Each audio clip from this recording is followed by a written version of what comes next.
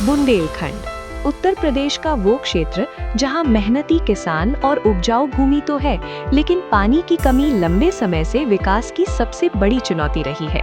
बांदा, महोबा, झांसी और ललितपुर जैसे जिलों में कठोर चट्टानी भूगर्भीय संरचना के कारण भूजल का संचय सीमित रहता है, जिससे कृषि और पेयजल दोनों ही प्रभावित होते रहे हैं। ऐसी परिस्थितियों में उत्तर प्रदेश सिंचाई एवं जल संसाधन विभाग ने क्षेत्र के लिए एक दीर्घकालिक और वैज्ञानिक जल प्रबंधन समाधान की परिकल्पना की।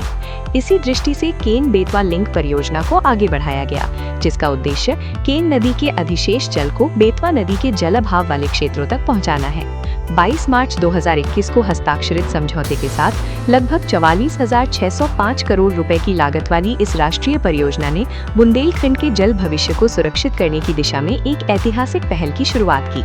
तकनीकी दृष्टि से ये परियोजना आधुनिक इंजीनियरिंग और जल संसाधन प्रबंधन का एक महत्वपूर्ण उदाहरण है।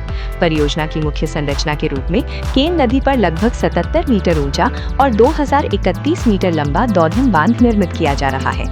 इसी बांध से लगभग 221 किलोमीटर लंबी केन बेतवा लिंक नहर निकलती है, जिसमें आधुनिक क्रॉस ड्रेनेज संरचनाएं और लगभग 2 किलोमीटर लंबी टनल भी शामिल है। उत्तर प्रदेश सिंचाई एवं जल संसाधन विभाग इस परियोजना के माध्यम से राज्य के सिंचाई नेटवर्क को नई मजबूती प्रदान कर रहा है।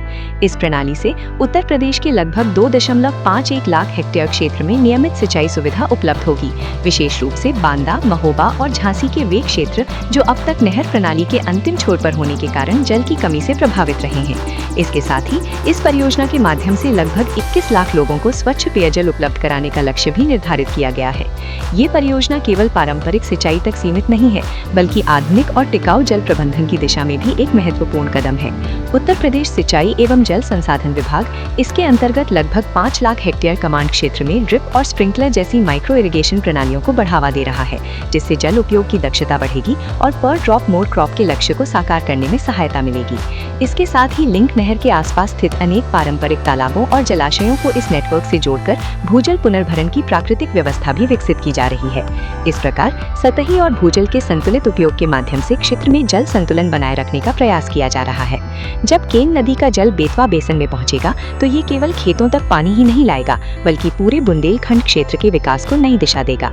इस परियोजना के अंतर्गत लगभग 103 मेगावाट जल विद्युत और 27 मेगावाट सौर ऊर्जा उत्पादन की भी योजना है, जिससे ग्रामीण क्षेत्रों में ऊर्जा उपलब्ध बढ़ेगी और कृषि आधारित उद्योगों को प्रोत्साहन मिलेगा। इस प्रकार उत्तर प्रदेश सिंचाई एवं जल संसाधन विभाग का ये प्रयास केवल एक जल परियोजना नहीं, बल्कि बुंदेलखंड को समृद्ध, आत्मनिर्भर और जल सुरक्षित बनाने की दिशा में एक दूरदर्शी और ऐतिहासिक संकल्प है। केन और बेतवा के मिलन के साथ जल प्रबंधन की एक नई कहानी।